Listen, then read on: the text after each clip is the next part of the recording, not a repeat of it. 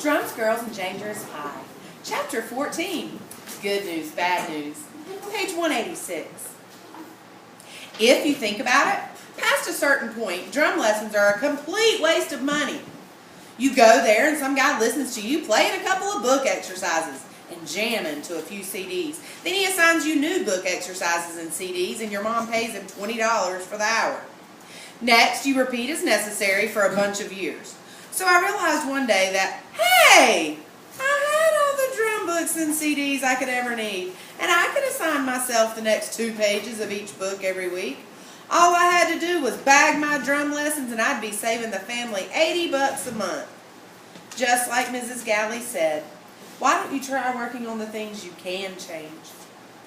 But how do you tell this to your drum teacher after 5 years together? This wasn't just any old drum teacher either. Mr. Stoll had attended every single one of my school concerts since I'd started lessons. He had invited me to probably 10 of his gigs to watch him play, and had once let me sit in on drums at a big concert for 1,000 people. At the time, I had just been terrified. But later, I figured out how amazingly cool that had been of him. So I just couldn't stop showing up. I needed a grand gesture to soften the blow, and I came up with a beautiful one. The day of the last lesson came, and I asked my mom to drop me off a few minutes early and to let me pay Mr. Stoll, then meet her outside at the end.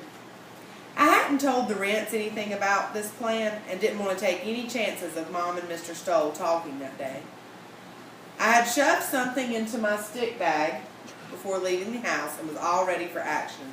So I went in, we exchanged pleasantries, and I even got through a few exercises before Mr. Stoll noticed that I was all sweaty and shaky. "What's wrong, kid?" "Well, I have some bad news." "What, did you get kicked out of All City or something?"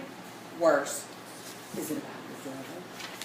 "Not exactly. My family has a lot of expenses with the hospital thing, and my parents are all worried about money, and I decided I can't have drum lessons anymore. I'm sorry, but we can't afford it, and I can't pay, and I'm sorry." "You said that already, kid." "I did? I'm sorry." "There you go again." I brought you something. Let me just get it." I reached into my bag and pulled out Mr. Stoll's gift. I kept it behind my back for a moment and then said, "Look, you've really been like a mentor to me, and you've taught me more than I could ever have imagined, and I wanted to give you something to remember me by. So anyway, here it is." And I held those special sticks out to him. You remember the ones that Carter Beauford of the Dave Matthews Band, my drumming idol, signed for me? The ones Jeffrey used to stir his dangerous pie? "Kid, those are your prized possession. Taking those would be like kicking you when you're down. Listen, how about we just, look, from now on, your lessons are free. Don't worry about it. It's my pleasure to help my best student out." "Really? You really mean it?" "Yeah, I do. Now let's get back to work. We were on page 17 of the rudiment book, right?" "Yes, sir." "Oh, one other thing. You might want to spray those things with Lysol or something. Is it me, or do they smell like rotten eggs?" At the end of the lesson, I realized that I couldn't tell my mom that I had made this deal with Mr. Stoll, so I just ripped up the check she had given me. I knew that in the long run, that was about as useful as duct taping over your car's fuel gauge so you won't run out of gas. But in the short run, delusion was an easier path than truth. And come on, you have to admit the deception was all for a good cause. That week, after school, we were supposed to be having rhythm section rehearsal for All City on Tuesday and Thursday. Our concert was only a month away, and we needed the extra tightening up work. On Tuesday, Annette was absent, so I was the only one in our van on the way to the high school. I walked into the high school band room and started setting up the conga drums next to the drum set. Renee's boyfriend, Biff, was already plugging in his guitar. The bass player was tuning up, and the senior pianist was warming up with his scales. After the usual round of "Hi, Pez, hi, Pez, hi, Pez," everyone turned toward the band room door, which was slowly creaking open.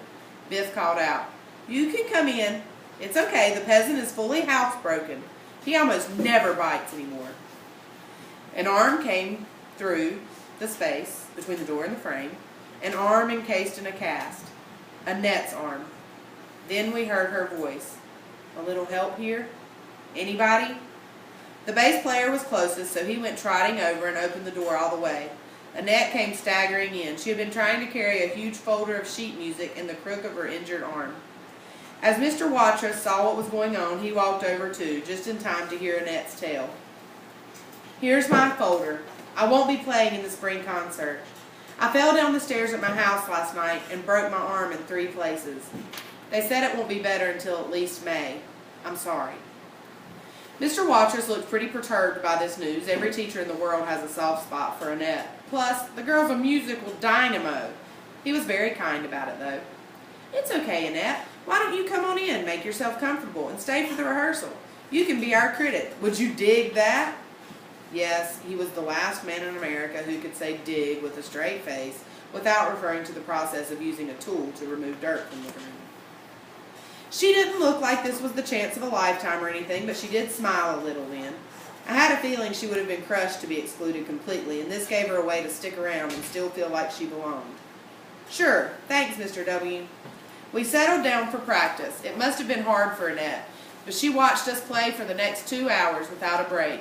Occasionally she'd whisper something to the senior piano player or to Mr. Watrous, but other than that, all she did was listen and listen to the music she wouldn't be able to play.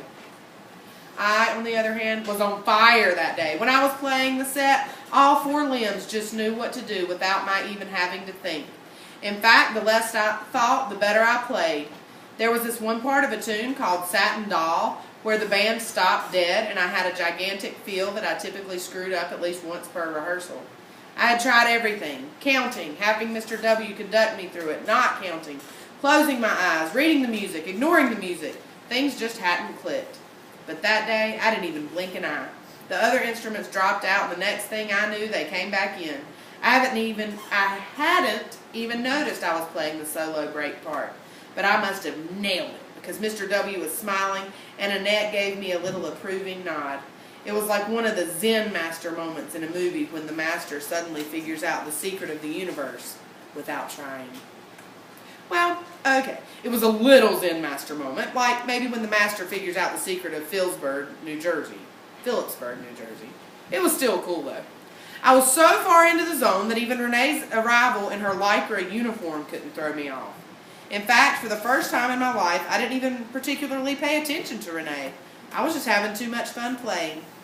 The last thing we practiced was the big show finale, Cubana B, Cubana Bop. I got ready behind the bongos. Brian shifted the drums around a bit so they'd be comfortable for him. He's about a foot taller than me. And Mr. W. and Annette came over. They were both going to do the chanting parts that were usually handled by the saxophone section. And Mr. W. was going to play the screaming trumpet parts too.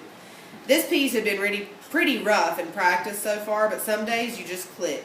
We were super tight through the whole tune. Brian was playing the kit so well that I felt like we were telepathic. It was as if my right hand and his right foot were wired to one brain. The bass player was locked in there also, so every walking quarter note he played was pulsing in exact time with Brian's left foot hi-hat kicks. Meanwhile, Biff played an astounding solo. The notes just seemed to shimmer in the air like floating fire. And Mr. W. was simply incredible. The piano player didn't know this part as well as Annette did, even though he usually played more than half of the show. This one was rightfully hers. But even he rose to the occasion too. At the end, we all just stopped and looked around with these massive, dumb-looking grins on our faces. Then Renee started clapping and Mr. W. joined in. Maybe Annette would have clapped too if not for the cast, but from the pained look behind her smile, I wasn't too sure. On the way home in the van, Annette told me the whole arm story. Then she asked how Jeffrey was doing, which I thought was amazing. Here she was with a limb all mangled, her piano career slammed into reverse gear, worrying about my brother. I swear sometimes I just really feel like pinning a medal on that girl. Anyway, I told her about the whole money situation and even about how I had tried to quit drum lessons. She looked impressed that I had been willing to sacrifice my lessons and thought it was hilarious that the special sticks still smelled weird. Naturally, being Annette, she did feel that she needed the need to warn me about how ripping up my mom's checks wasn't going to work forever. But somewhere in the preceding half year, I had figured out that lectures were just an Annette thing. In fact, I would nearly have been disappointed if she hadn't given me the big fiery speech at that point. When we got to my house, we said a sad little goodbye, but I felt cheerful in a way. Evidently, you could shatter Annette's arm, but you couldn't break her spirit. And that is the end of chapter 14 of Drums, Girls, and Dangerous Pie.